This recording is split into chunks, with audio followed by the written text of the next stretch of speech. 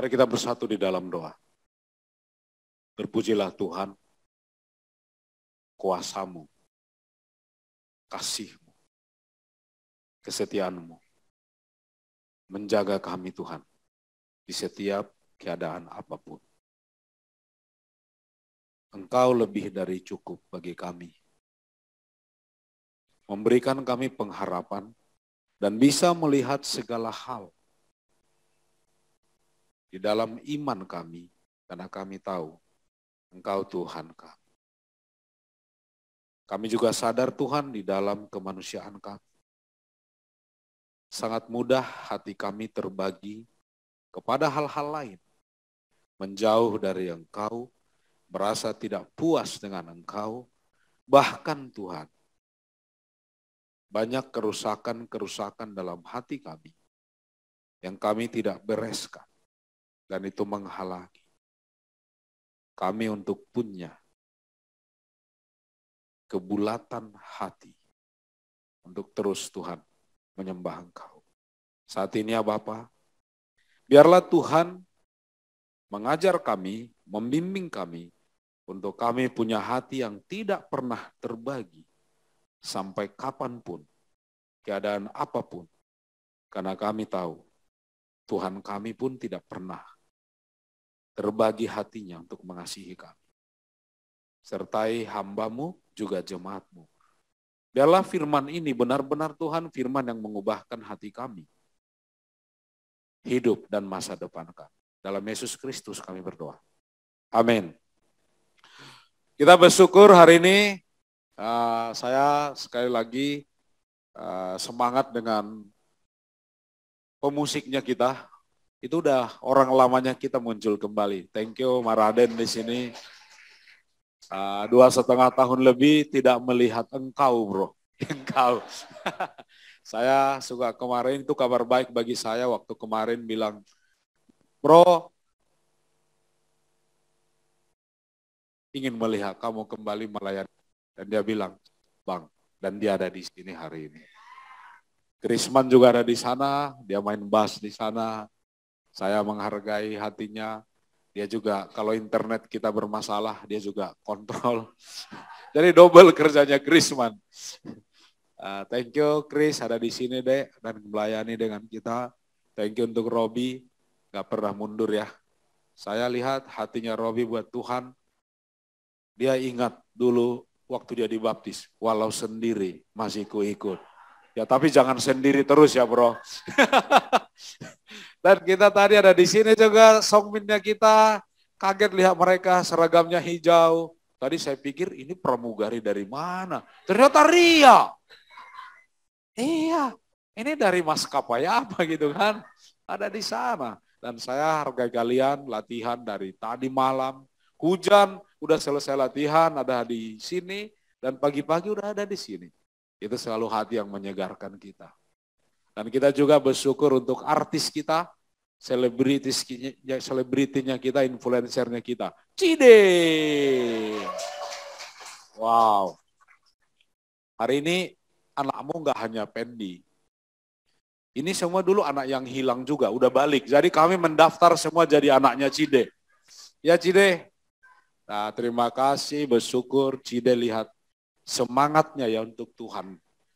Nggak pernah kita mau online, offline, sama saja gitu loh. Bajunya aja paling sering merah. Kenapa?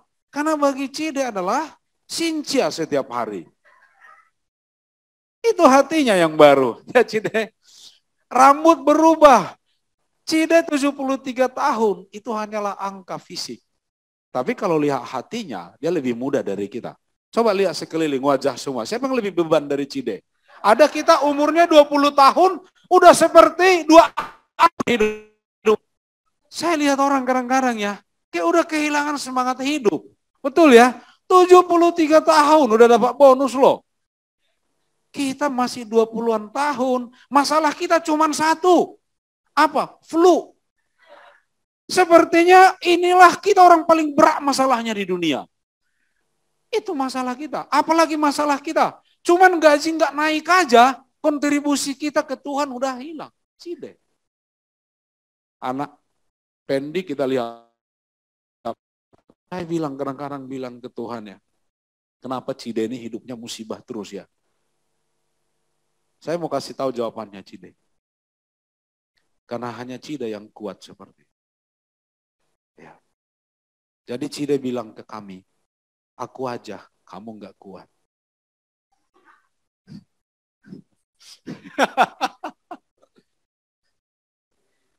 Kelihatan umurnya ya, pecinta film 90-an. Karena kuat, itu kata Tuhan. Karena tidak pernah Tuhan melebihi kekuatannya, dijalanin aja terus. Saya lihat ya, Cide bisa lepas dari rasa bersalah dan menghukum diri sendiri.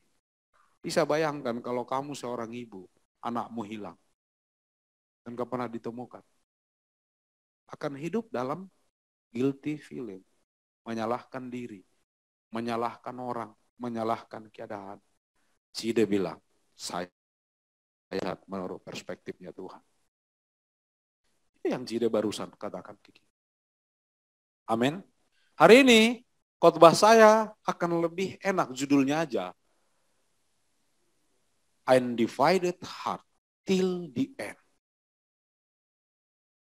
Ingat aja Cide, 73 tahun. Kita yang 26 tahun, berarti masih ada 73 dikurang 26. Kalau kita mencapai yang Cide capai ya. Jadi masih berat nggak? Masih berat. Makanya jangan sendiri. Kita bersama-sama dan bersama dengan Tuhan. Sampai akhir hati tidak terbagi. Sampai akhir.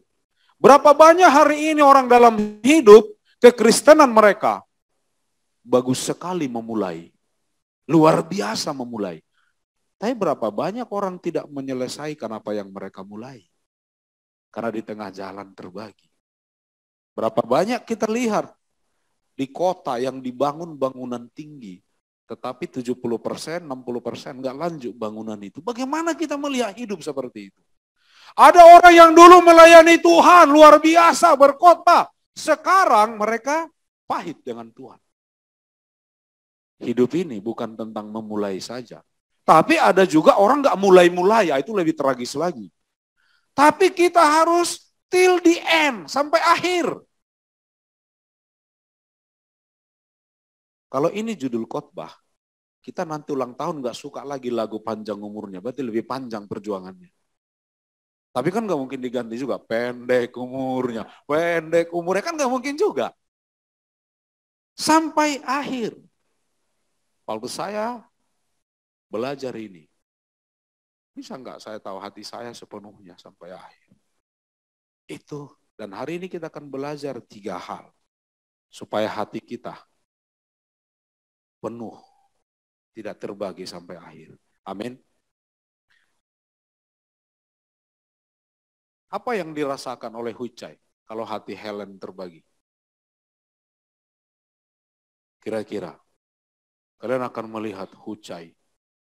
Aku adalah Hucai yang cemburu, yang membalaskan keturunan ketiga sampai keempat.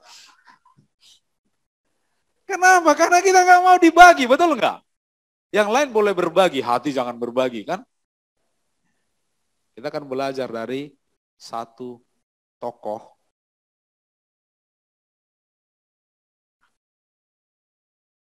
Ini kenapa nggak jalan ya? Udah manual aja. Manual juga nggak jalan. Oke. Kita akan belajar dari satu raja. Namanya Yosia. Ini yang saya sangat suka. Yosia berumur 8 tahun pada waktu ia menjadi raja. Dan 31 tahun lamanya ia memerintah di Yerusalem. Wow. 8 tahun dia menjadi raja, apa yang bisa dilakukan? Kita udah kagum anak kita di belakang sana tuh. Udah masuk mereka di multimedia di umur belasan tahun. Menjadi raja. Mengambil satu tanggung jawab atas bangsanya Tuhan. Apa yang dia lakukan? Di 2 Tawarik 34 ayat 2. Ia melakukan apa yang benar di mata Tuhan. Dan hidup seperti Daud, bapa leluhurnya, dan tidak menyimpang ke kanan, atau ke kiri. Dalam hidupnya Yosia hanya ada jalan lurus, tidak ada persimpangan. Itu yang dia lakukan. Dia melakukan apa yang benar di mata Tuhan. Kalau kita hari ini bingung dalam hidup, saya mau katakan, putuskan aja lakukan yang benar di hadapan Tuhan. Di 2 Raja-Raja 23-25, sebelum dia tidak ada raja seperti dia yang berbalik kepada Tuhan dengan segenap hatinya, dengan segenap jiwanya, dan dengan segenap kekuatannya, sesuai dengan segala Taurat Musa. Dan sesudah dia, tidak ada bangkit lagi yang seperti dia.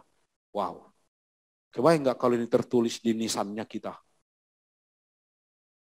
Sejak pertama kali diucapkan Tuhan dari Keluaran, di Ulangan, ketika diberikan firman, ikutlah aku dengan segenap hati, jiwa, kekuatan.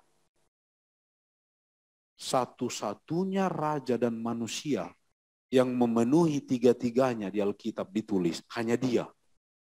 Daud hebat enggak hatinya seperti Tuhan, tapi Daud tidak disebutkan segenap hati, segenap jiwa, segenap kekuatan, karena Daud ada kesalahan yang lain. Ini satu-satunya yang memenuhi firman Tuhan itu sejak diucapkan Tuhan. Wow. Kalau ini prestasi kita, pujian Tuhan kepada kita hari ini nggak bisa dibayar dengan apapun pencapaian di bumi. Sesudah dia pun tidak ada lagi sampai hari ini. Wow. Kalau dikatakan firman seperti itu, pasti itu benar. Bagaimana dia? Kenapa dia dikatakan tadi?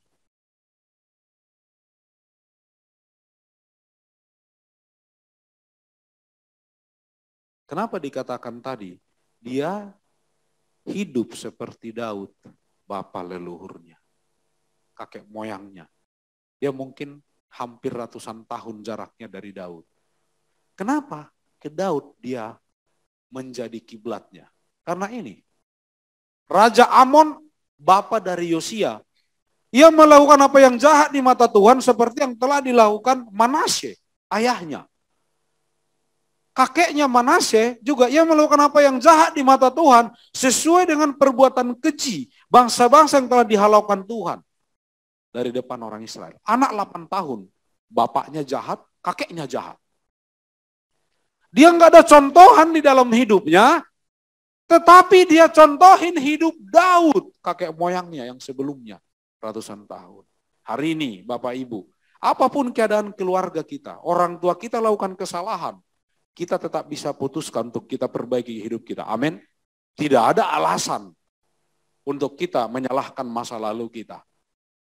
Itu yang dilakukan. Karena dia nggak ada contohan dalam hidup. Di dalam keluarga bahkan. Tapi itulah enaknya di dalam Tuhan. Kita selalu bisa mengubahnya. Amin. Raja Yosia 16 tahun. Apa yang dia lakukan 8-16 tahun? Sebenarnya tidak ada dijelaskan oleh Alkitab.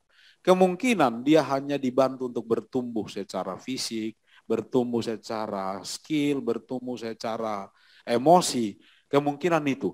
Tetapi sampai umur 16 tahun, berarti dia udah 8 tahun nih jadi raja. Pada tahun ke-8 dari pemerintahannya, ketika ia masih muda belia, ia mulai mencari Allah Daud, bapa leluhurnya. Dikatakanlah Allah Daud, selalu contohnya dia Daud. The man after my own heart, kata Tuhan. Seseorang yang punya hati seperti hati Tuhan. Itu contoh kita hari ini. Mulai mencari. 16 tahun, dia cari Tuhan secara pribadi. Hal pertama yang menjaga hati kita tidak terbagi sampai akhir, kita harus menetapkan hati kita untuk mencari Tuhan. Mengapa hari ini manusia tidak pernah menemukan Tuhan? Karena sibuk mencari yang lain. Single mencari apa? Mencari pekerjaan. Apalagi yang single cari? Mencari jodoh. Apalagi? Mencari pengakuan. Mencari apa lagi kita? Mencari kekayaan, kesuksesan. Tapi di mana mencari Tuhannya? Sangat menarik manusia. Kita suka tawar-menawar.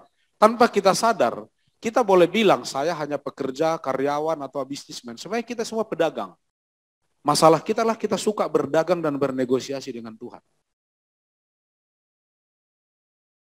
Anak kampus bilang, Tuhan kalau aku lulus dengan bagus, aku akan mencari Engkau dan melayani Engkau. Dikasih Tuhan lulus. Sekarang kerja jadi single. Doa lagi. Tuhan kalau aku dapat pekerjaan yang bagus, aku akan mencari Engkau dan melayani Engkau. Dikasih Tuhan pekerjaan bagus. Setelah dapat pekerjaan, apalagi yang kita cari berikutnya? Pasangan hidup. Tuhan kalau Engkau berikan pasanganku yang cantik di mata Tuhan, juga di mataku. Aku akan melayani Engkau. Dikasih Tuhan. Setelah ada dikasih Tuhan, udah ada pasangan hidup. Kita bilang, Tuhan kalau kami punya anak, kami akan mempersembahkan anak itu melayani Engkau. Udah bukan dirinya lagi sekarang. Udah anak. Dikasih Tuhan anak. Setelah anak, apalagi doa berikutnya? Tuhan, kalau anakku bisa bersekolah. Putar. Pertanyaan saya setelah tua. Udah bingung doanya. Tuhan, kalau bisa sehat terus. Karena waktu tadi nyanyi dengan Polo, kakiku melompat bagimu, langsung gini. Sekarang apa yang kita cari? Kesehatan. Kapan melayani Tuhan? Sibuk bernegosiasi, tidak mencari Tuhan.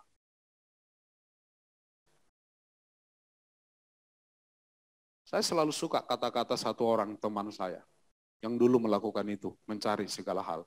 Suatu hari dia katakan begini, saya sangat tertarik mencari apa yang ada di tangan kanannya Tuhan. Apa di tangan kanan Tuhan? Saya masih ingat di Mazmur. Dan aku tertarik apa yang di tangan kirinya Tuhan. Ada kekayaan dan umur panjang. Betul ya? Tetapi dikatakan teman saya nggak pernah tertarik apa yang ada di hatinya Tuhan. Itulah mencari Tuhan. Kita sangat tertarik di tangan kanannya Tuhan atau berkatnya Tuhan, tapi kita nggak pernah cari apa yang di hati Tuhan. Amin. Itulah manusia. Menetapkan hati, mencari Tuhan. Mencari pribadinya. Coba kalau Kak Lita mencintai Mas Yo hanya karena pangkatnya.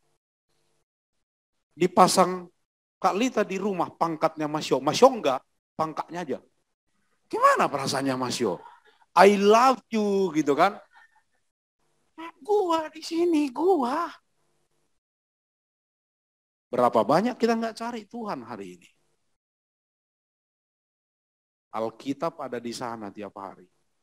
Yohanes 1 ayat 1. Firman adalah Allah. Jago kita di sini jago bagian maintenance dan perawatan. Kita merawat Alkitab dengan mulus dan taruh di lemari. Firman ada di sana, nggak pernah diakses. Baru kita berdagang lagi sekarang sama Tuhan. Kita lebih suka baca renungan harian daripada langsung Alkitab. Karena kita udah kebiasaan dari dulu ngurus apa pakai calo. Kebayang, aku selalu bagi orang yang suka membaca renungan harian, tidak pernah membaca Alkitab langsung. Ini seperti begini, aku di sini, Setio di sini, Hucai di sana. Hucai bilang, dia mau tahu tentang saya. Dia Hucai bilang, aku di sini loh. Bertiga gini, Hucai bilang, Mas Yo, John itu orangnya gimana sih? Baru Mas Yo jawab, John itu berapa istrinya? Aku di sini, dia nggak nanya aku langsung, nanya sana. Makanya waktu kita baca buku harian, pengertian kita adalah pengertian yang bias, pengertian orang itu dicampur. Kita nggak pernah sampai kepada Tuhan. Itu masalah kita hari ini. Cari Tuhan. Akulah jalan, aku kebenaran, aku hidupnya cari Yesus. Ada yang suka kita mencari Tuhan di Google dan di YouTube. Akhirnya kita dapat banyak informasi, mess up, dan kita nggak tahu lagi mulai dari mana dan mau kemana. Dan kita di mana. Itulah namanya tersesat di dalam gereja. Karena tidak pernah mengenal Tuhan. Ada kita datang ke gereja mencari apa? Mencari suasana, tata ibadah. Kalau pendetanya lucu, kita ingat lucunya. Khotbahnya sih tetap enggak juga. Ada yang datang ke gereja, kita mencari apa? Pertolongan Tuhan. Biar kalau aku ke gereja nanti, Tuhan akan sembuhkan. Kita transaksi terus sama Tuhan. Baru ada lagi yang mencari mujizat. Kalau mungkin mujizat terjadi. Tapi tidak pernah mengerti apa hati Tuhan. Beberapa minggu lalu kita belajar juga dari Yehezkiel. Kau menyakiti hatiku, kata Tuhan. Pernah nggak peduli perasaan dan hati Tuhan? Cari dia. Dan kita akan mengerti. Inilah yang dilakukan anak 16 tahun ini. Menetapkan hatinya untuk mencari Tuhan. Amin. Ini ketetapan bagi diri saya. Saya akan cari Tuhan. Jadi kalau kita bingung, jangan bilang kalau ada orang bingung pegangan. Enggak, cari Tuhan kalau bingung. Langkah pertama dalam hidup, apapun kita bingung, cari Tuhan. Amin. Itu yang dilakukan oleh Yosia. Mencari Tuhan, tertulis di sana 14 kali, di kitab 2 Tawari. Kita lihat belajar dari ini. Raja-raja di Yehuda, Raja Asa, dia menetapkan hatinya mencari Tuhan, negeri aman selama masa pemerintahannya. Raja Yosafat, dia menetapkan hatinya mencari Tuhan, kerajaan kokoh dalam pemerintahannya. Raja Uzia, segala usahanya berhasil karena dia menetapkan hatinya mencari Tuhan. Raja Hizkia, dia menetapkan hatinya mencari Tuhan dan meminta bangsa berjanji juga mencari Tuhan. Luput dari murka Tuhan. Segala usaha berhasil. Raja Yosia, dia menetapkan hatinya mengikut Tuhan. Bahkan dia minta rakyat mengikut Tuhan tanpa menyimpang. Karena dia mengikut Tuhan, rakyatnya pun tidak menyimpang mengikut Tuhan. Inilah dahsyatnya mencari Tuhan. Wow. Makanya kita suka mencari bonusnya, nggak dapat pokoknya. Kenapa kita hari ini nggak hidup dari berkat? Kristen sangat miris kalau Kristen hidup dari jerih lelah.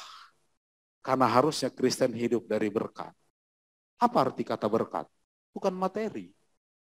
Kalau kita masuk di hukum, di KBB, Kamus Indonesia, berkat Tuhan, oleh karena Tuhan.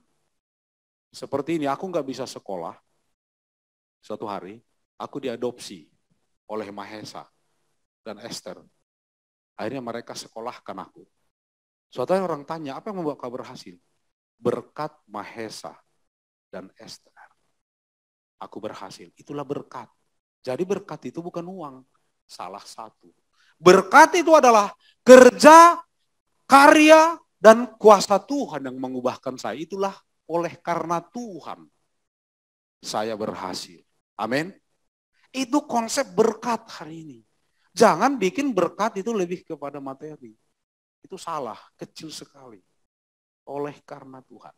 Tuhanlah sebenarnya yang mengamankan negeri. Amin. Gimana Raja Asa mengamankan negeri? Tuhanlah yang mengokohkan Raja Yosafat. Tuhanlah yang membuat berhasil Raja Uzia.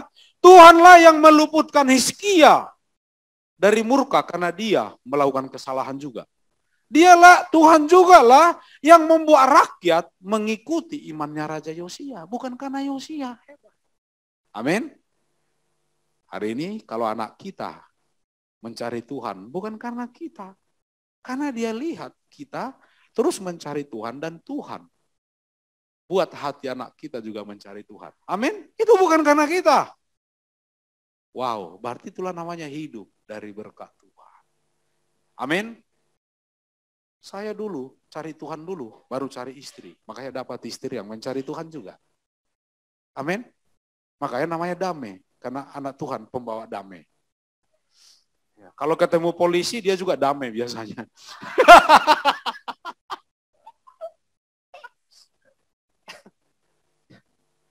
Ini yang kita kadang-kadang lihat hidup kita hari ini. Kita menginvestasikan banyak hal mencari yang lain, capek dong. Gagal kan? Udah. Kalau kita hati kita itu ya gampang sekali terkorak. Raja Yosia mengambil satu keputusan yang benar. Menetapkan hati mencari Tuhan. Aku belum bang, gak apa-apa. Mulai sekarang. Dia di usianya 20 tahun. Di 2 Tawarik 34 ayat 3b. Pada tahun ke-12 ia mulai mentahirkan Yehuda dan Yerusalem daripada bukit-bukit pengorbanan, tiang-tiang berhala, patung-patung pahatan dan patung-patung tuangan. 34 ayat 8. Pada tahun ke-18 dari pemerintahannya, setelah selesai mentahirkan negeri dan rumah Tuhan, ia menyuruh Safan bin Azalia dan Masea, penguasa kota, serta Yoah bin Yoahas, bendahara negara untuk memperbaiki rumah Tuhan Allahnya. Berarti tahun ke-12 sampai tahun ke-18, 6 tahun. Berarti Yosia sambil sekolah SMP, SMA ini yang dilakukan sama dia. Kata-kata yang dipakai di sana mentahirkan Yehuda dari Yerusalem, dia pakai kata purge. Mentahirkan negeri dari rumah Tuhan, dia pakai kata purify. Apa bedanya? Purge itu menyingkirkan. Purify, membersihkan. Menyingkirkan berhala, bagaimana kita supaya bisa memurnikan hati kita? Harus ada 2 proses yang terjadi. Pertama, menyingkirkan berhala. Untuk memurnikan hati kita, menyingkirkan berhala-berhala yang mengganggu hati kita. Tetapi kita juga harus memurnikan hati kita terhadap hal-hal yang udah di dalam hati kita. Simpelnya begini, memurnikan hati itu begini. Kita lihat nih, ini bahayanya. Kalau hati nggak murni dikit, ada kotor dikit di dalam, bahaya. Ini Raja Amazia. Ia melakukan apa yang benar di mata Tuhan. Hanya tidak dengan segenap hati. Ada komprominya dikit. 1 titik. Dalam area tertentu dia ikut Tuhan, tapi ada area tertentu dia kagak mau ikut Tuhan. Menarik loh, Alkitab bilang ya melakukan apa yang benar di mata Tuhan. Tetapi apa yang terjadi? Dipilah. Dia nggak mau lakukan semuanya. Apa yang terjadi dengan dia? Berubah setia setelah berkuasa. Waktu dia belum berkuasa, dia mencari Tuhan. Inilah banyaknya Kristen hari ini.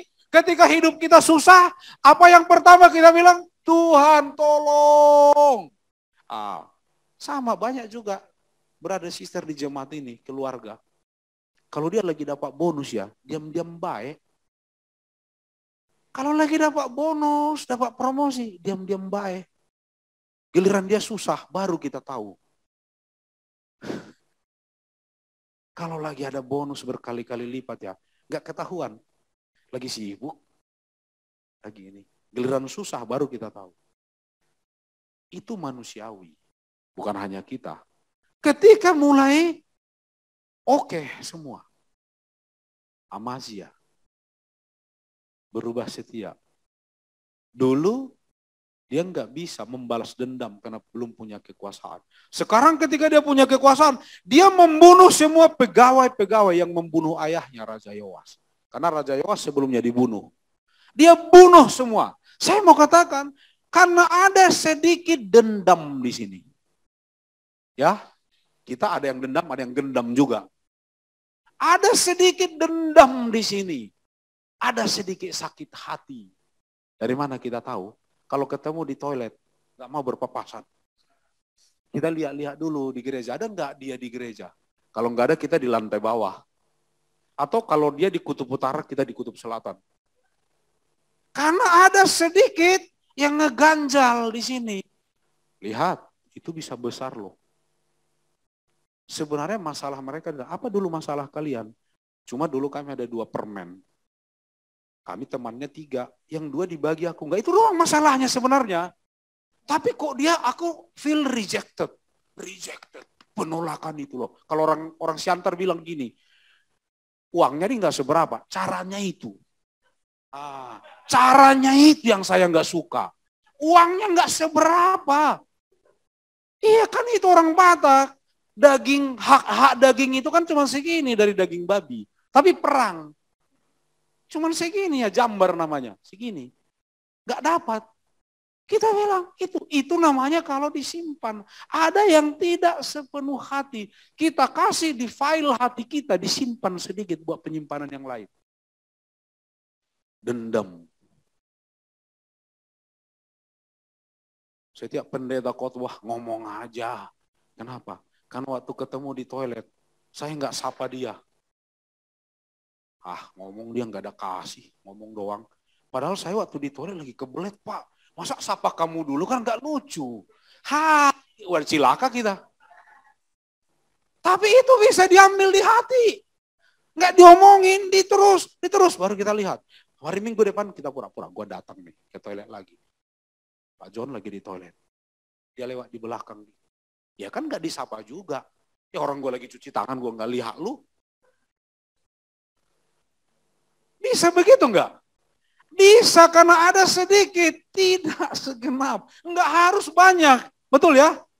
Bergabung dengan kerajaan utara demi kekuatan tentara melawan Edom. Akhirnya mereka menang. Setelah dia menang, anehnya gila nih orang. Dia sujud malah menyembah Allah orang Edom. Setelah dia menyembah Allah orang Edom, dia berperang lagi sekarang melawan Raja Utara. Gila enggak nih orang? Akhirnya dia kalah, dirampas semua oleh Raja Utara. Perang saudara jadinya, dirampas dari Bait Allah. Ini gila nih orang. Jadi kalau ada sedikit di hati, hati-hati. Karena akan main hati. Ujungnya sakit hati. Boleh habis ini makan kita sama-sama bicara hati. Ya bereskan aja, amin. Jangan waktu makan ya, kita makan di dalam geram dan murka. Kita kumpul grup, kan gak bisa dihilangkan kalau grup. Makan ayo grup, makan. Kita sih makan. Tapi sendok pun kita makan gini. Kok keras ya? Padahal kita saking geram muka katup, sendok yang kegigit. Capek kan? Baru pas ketemu lagi sama orang yang kita ada keganjalan itu. Berpapasan lagi pas di situ kosong, cuman berdua. Gini. Ini capek hidup, betul ya? Menghindar atau kita intip-intip dulu. Habis itu ciluk, gitu. Bayangkan ada sedikit di hati. Mari kita bicara. Speak the truth in love. Karena dengan demikian kamu akan bertumbuh dalam segala hal ke arah Kristus. Kalau kamu merasa saya kurang kasihi, bilang aja, Bang, aku kurang dikasihi. Nanti aku belikan di toko Ibu Kasih. Nanti aku kirim Ibu Kasih. Makanya Pak Ludiman tidak pernah merasa tidak dikasihi. Orang dia pemilik kasih. Ya, kalian tahu kenapa nama panti kita Pelangi Kasih? Karena dulu Pak Ludiman melihat Ibu Kasih seperti pelangi bagi dia. Dibuatlah nama panti asuhan kita Pelangi Kasih. Setiap Pak Ludiman melihat Ibu Kasih, dia melihat pelangi. Itu sebenarnya ceritanya, cerita bohongnya.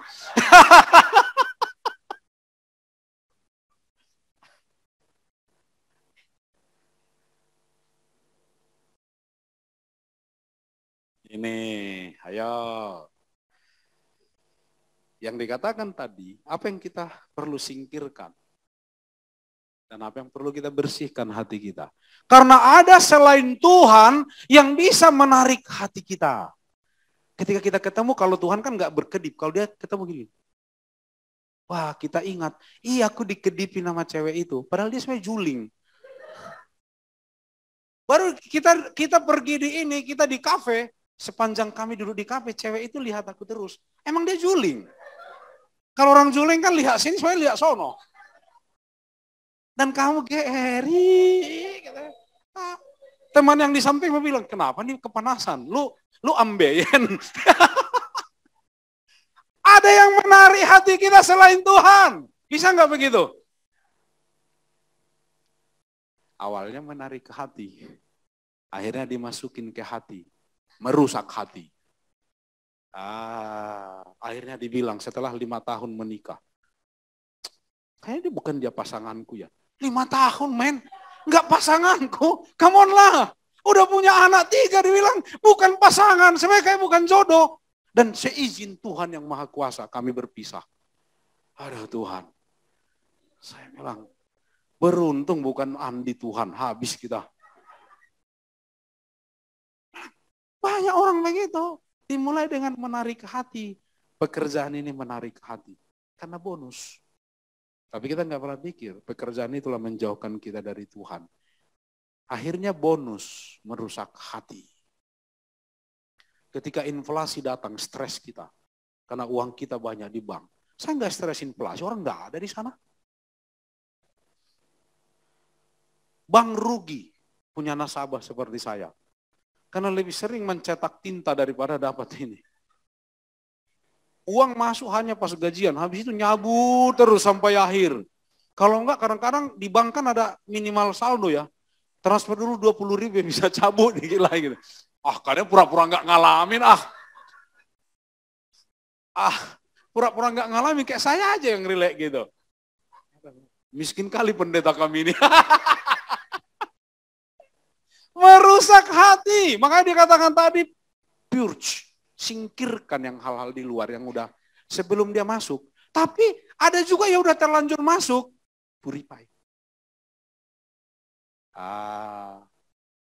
Berapa banyak kita hari ini manusia nggak membereskan apa yang ada di dalam hati. Bulan lalu kami ada PDA ya dengan Merit ya, yang kita bilang isi hati dan isu hati. Kita suka bicara isi hati kita, curhat namanya. Tapi ada isu hati yang kita nggak mau buka. Kita senyum ke orang itu. Tapi di dalam hati kita ada isu yang kita belum bereskan. Jadi ketika orang itu tertawa di ujung sana, lihat kan dia ketawain gua kan. Baru dia nangis, dia kan pura-pura nangis, semua salah. Kalau ada yang salah dalam hubungan kita. Amin, jangan biarkan ada satu hal menarik hati kita dari Tuhan dan merusak hati kita untuk tidak fokus kepada Tuhan. Amin. Wah, habis ini pemberesan ini berat banget. 26 tahun Yosia. Safan, panitera negara itu memberitahukan juga kepada raja, Imam Hilkia telah memberikan kitab kepadaku. Lalu Safan membacakan sebagian di depan raja. Segera sesudah raja mendengar perkataan Taurat itu, dikoyakkannya lah pakaiannya. Dibaca sedikit firman Tuhan. Dikoyakkan pakaian. Ini konfirmasi dari Tuhan. Tetapi kepada Raja Yehuda yang telah menyuruh kamu untuk meminta petunjuk Tuhan, harus kamu katakan demikian. Beginilah firman Tuhan Allah Israel mengenai perkataan yang telah kau dengar itu. Apa yang dia dengar tadi nggak ditulis persis apa. Oleh karena engkau sudah menyesal dan engkau merendahkan diri di hadapan Allah pada waktu engkau mendengar firman-Nya terhadap tempat ini dan terhadap penduduknya. Oleh karena engkau merendahkan diri di hadapanku, mengoyakkan pakaianmu dan menangis di hadapanku, aku pun telah mendengarnya. Demikian firman Tuhan. Kapan terakhir kita dengar firman satu ayat dan kita menangis? Atau udah 2000 khotbah, tapi kita keras hatinya. Sejak zaman Samuel, tidak ada lagi kitab di Bait Allah. Di mana kitab di Bait Allah? Dia lagi memugar Bait Allah, baru ditemukan ada kitab Taurat. Jadi selama ini mereka beribadah pakai apa? Berarti kemungkinan Yosia seumur hidupnya walaupun dia mencari Tuhan, dia mungkin belajar kepada imam-imam. tapi dia sendiri belum pernah membaca firman itu langsung. Ini mungkin pertama kali dia baca firman itu langsung. Kita hari ini yang bisa membaca Alkitab langsung di bahasa kita sendiri, kok enggak tersentuh ya? Apa kata Tuhan melihat orang yang tersentuh dengan firman-Nya? Ayat 28. Maka sesungguhnya aku akan mengumpulkan engkau kepada nenek moyangmu. Dia masih hidup, tapi dipastikan bahwa dia akan meninggal dengan wajar, bukan karena perang, dibunuh, atau karena apa. Dan engkau akan dikebumikan di dalam kuburmu dengan damai. Sama si damai ternyata dia dikubur. Damai ada di sini. Damai berapa usianya ya? Dan matamu tidak akan melihat segala malapetaka yang akan kudatangkan atas tempat ini dan atas penduduknya. Lalu mereka menyampaikan jawab itu kepada raja. Gila. Hanya dengan kita membaca firman Tuhan dan tertusuk hati kita. Tuhan bilang dijauhkan malapetaka. Kau nggak akan melihat malapetaka. Wow. Saya lihat orang ini ya. Saya waktu baca ini adalah saat teduh saya selama seminggu tentang Yosia. Bikin nggak hati saya? Saya pendeta loh, biasa khotbah. Hati saya bisa begitu keras ke firman. Karena saya baca firman untuk bikin khotbah.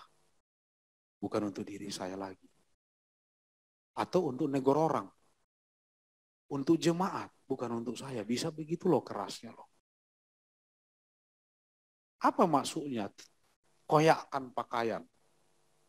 Tradisi di zaman perjanjian lama. Mengoyakkan pakaian ketika kita mendengarkan firman Tuhan. Itu adalah ekspresi duka cita dan penyesalan dari hati paling dalam atas dosa dan kesalahan kita.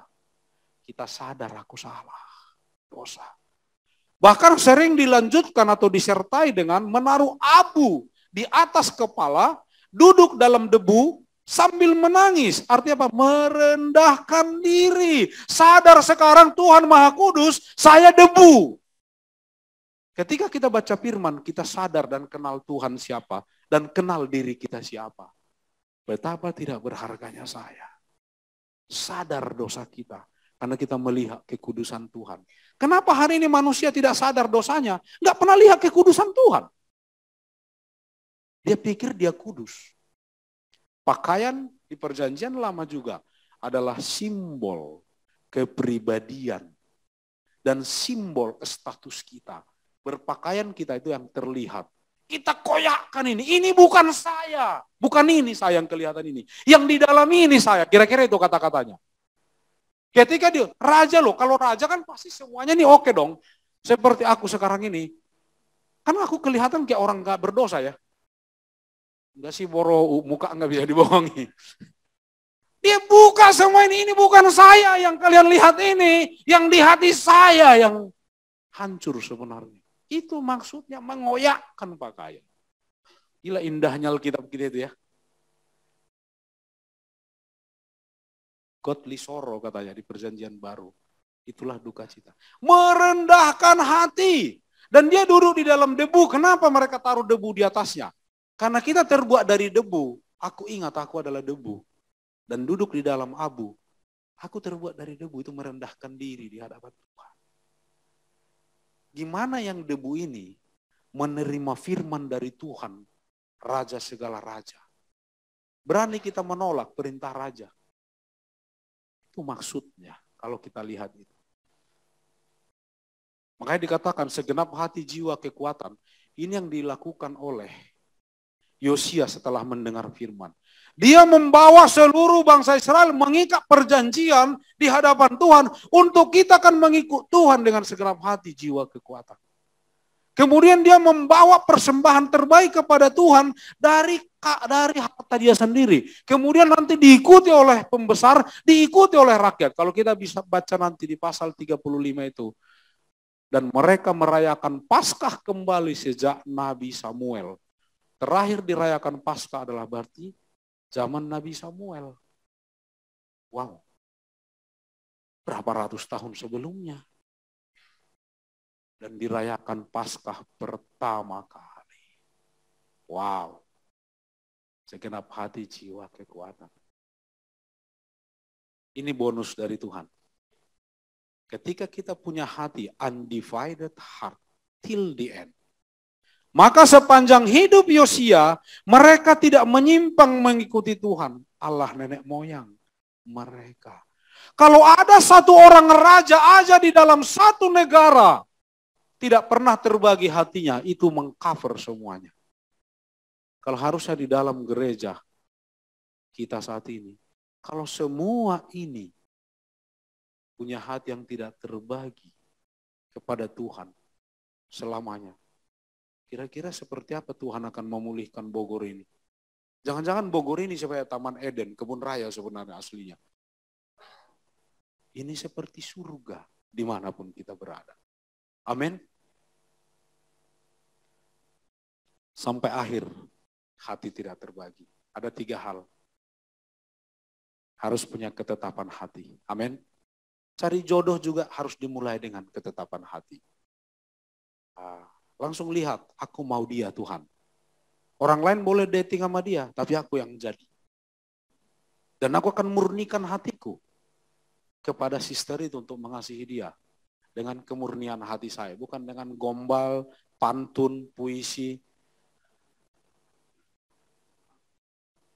Kita berpuisi itu capek loh.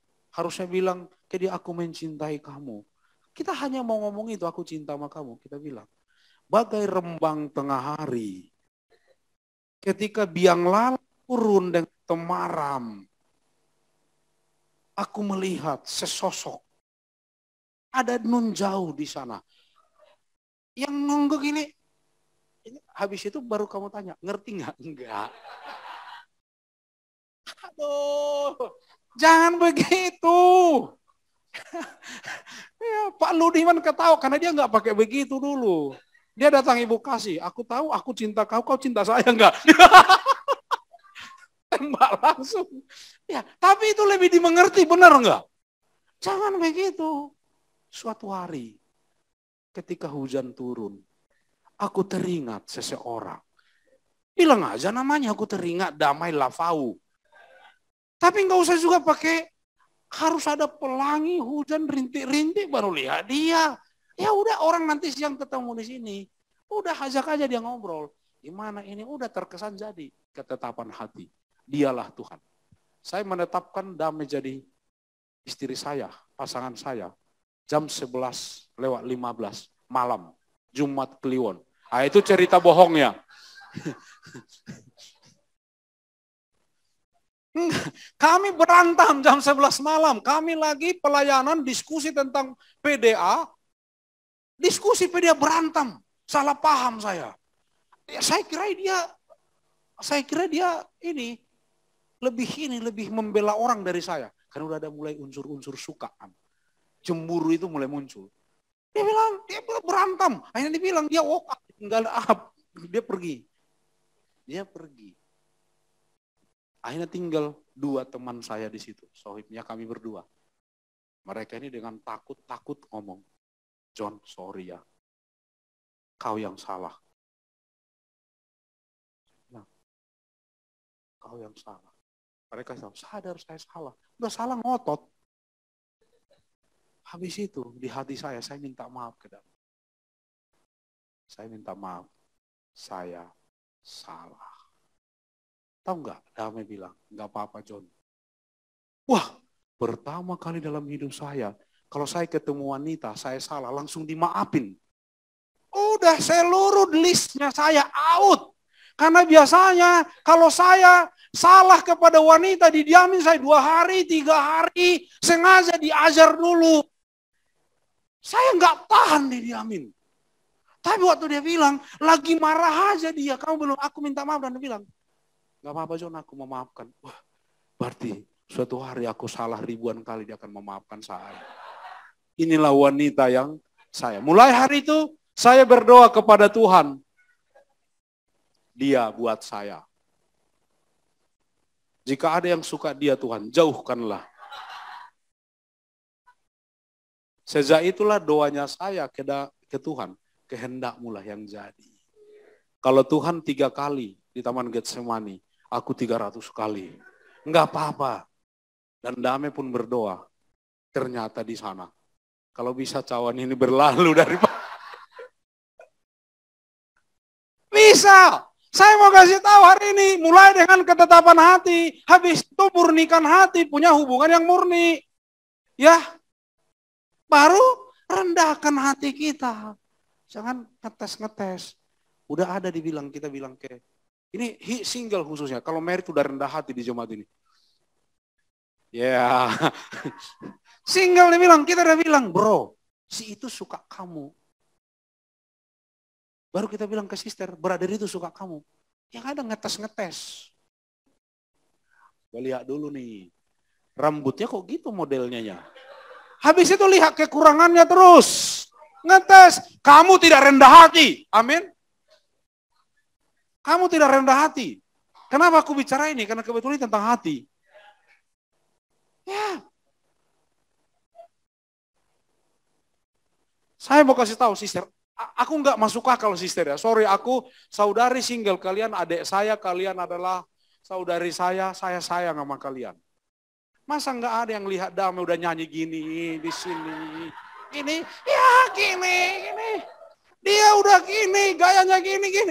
Kok kalian nggak ada yang lihat sih, nggak nyantol? Kenapa? Saya nggak tahu, nggak masuk di akal saya. Hah? Kok nggak ada? Ya, Robi main gitar sampai dia tunduk begini kuncinya. Kok kalian nggak ada yang lihat?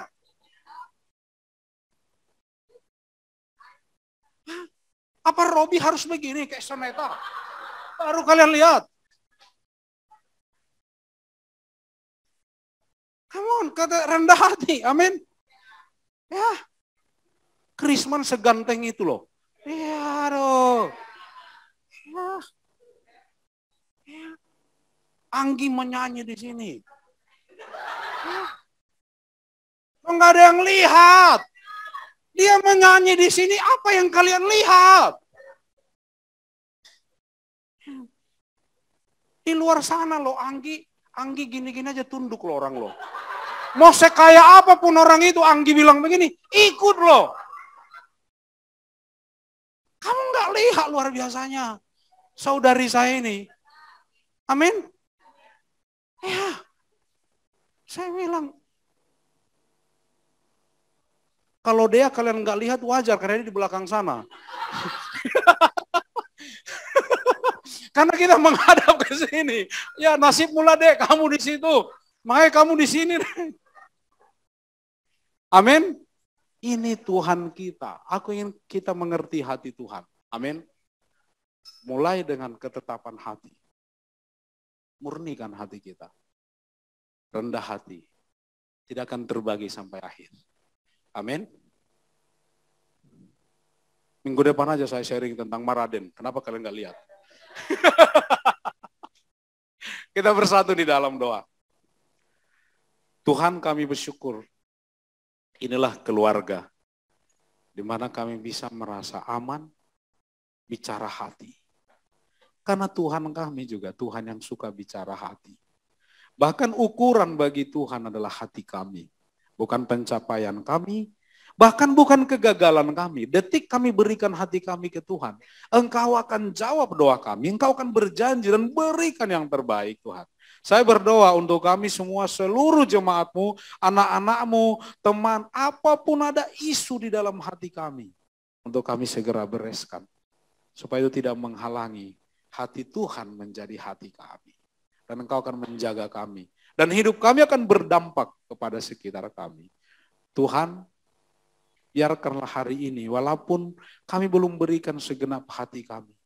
Biarlah Tuhan terus murnikan hati kami, berikan kami ketetapan hati, rendahkan hati kami di hadapan firman-Mu, sehingga kami bisa melihat hal-hal besar terjadi sepanjang hidup kami, karena hati Tuhan dan hati kami bersatu sepenuhnya.